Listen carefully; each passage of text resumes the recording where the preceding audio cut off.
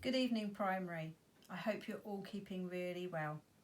This evening I'm going to read you a story called A Pea Called Mildred, and it's by Margot Sunderland. It's one of my favourite stories, so I hope you really enjoy it.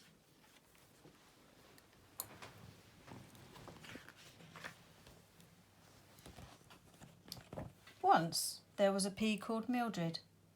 She was born in a pod, just like hundreds and hundreds of other peas. But Mildred was not like hundreds and hundreds of other peas. When Mildred realised that she was a pea, she was very unhappy. She wanted more from life than just to be a pea and to have happen to her what happens to peas. And when Mildred heard what she was likely to be when she grew up, pea soup, a pea super fog, or part of somebody's fish and chip supper, she grew sadder and sadder. She had heard about peanut butter too, and someone mentioned pea brains. She didn't fancy becoming them either. In fact, Mildred had lots and lots of dreams. Dreams about doing very exciting things with her pea life. But when Mildred told her father about her dreams, although he really listened, he said, "I'm sorry, Mildred. You see, peas don't do anything else. Peas are just peas." So Mildred tried talking to her dreams. "Go away, dreams. I don't have any use for you. I'm just a pea." Her dreams felt very glum. They decided to fade into the background until Mildred might need them again. Then, one day, Mildred was put into a big red lorry. It was driving to a supermarket. Her friend Greenie said, "Soon we will probably be in someone's soup or salad." Well, Mildred had heard about salads. The thought of being in the middle of some soggy lettuce or being pushed around by a rock-hard radish was more than she could bear. "Enough, enough," said Mildred to herself. "I will never be mushy." So she waited until the lorry drove past a pretty little house with a nice-looking garden. And when no one was watching, she rolled herself off the lorry and onto the front lawn. Yippee! Mildred felt very excited and free. But then she started to feel terribly lonely. At least, if she had stayed on the lorry, she would have been part of something, part of a salad, or part of a soup, or part of somebody's fish and chip supper. All alone here in the garden, she felt awfully not part of anything. Just as Mildred was about to give up, "Well, that's it now. I guess some slug will come along and eat me up." She saw something very bright out of the corner of her eye. "Hello," said some pretty flowers who had seen Mildred looking at them. "Hello, who are you?" asked Mildred. "We are sweet peas," they answered.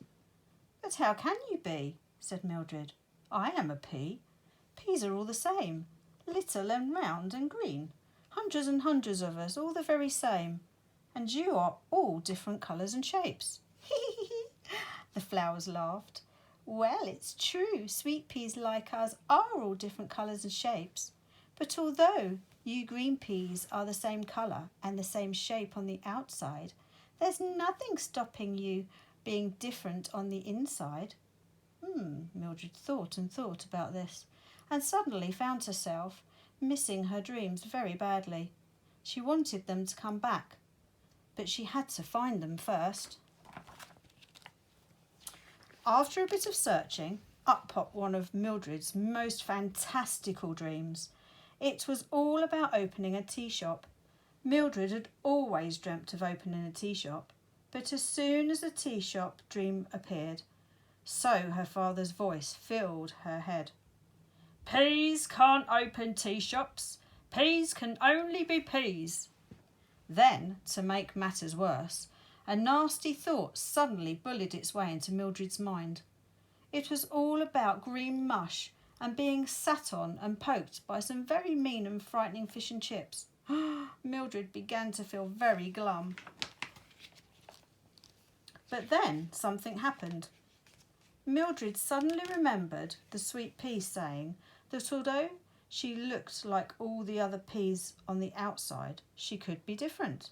So Mildred took a big box of crayons and some paper, which she found on the grass, and started to draw her dream. She drew a lovely little tea shop with pink and yellow striped walls and tables that sang to you when you were feeling sad. And she drew everyone having free Christmas crackers and jelly and candy floss, because Mildred liked Christmas crackers and jelly and candy floss. She drew a menu with everything lovely on it, but no pea soup and no peanut butter and no mushy peas. Then she drew some bouncy castles in the tea shop garden and a super duper paddling pool with magic talking bubbles in it. Now, it just happened that the man in the pretty little house with a nice looking garden gave money to good business ideas, and at that moment he just happened to come out to mow his lawn. He saw Mildred's dream drawing and said that it was the best drawing of a tea shop that he had ever seen. Then he said if he found a building that he would help her to open up her tea shop. So Mildred went to Mugglesby and found a lovely building by the river, and Mildred opened her tea shop.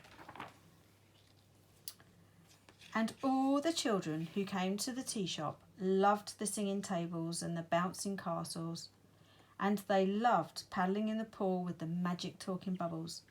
Lots and lots of people came because no pea had ever opened a tea shop before, and everyone enjoyed the free Christmas crackers, the jelly and candy floss, except for a few grown-ups who felt a bit sick.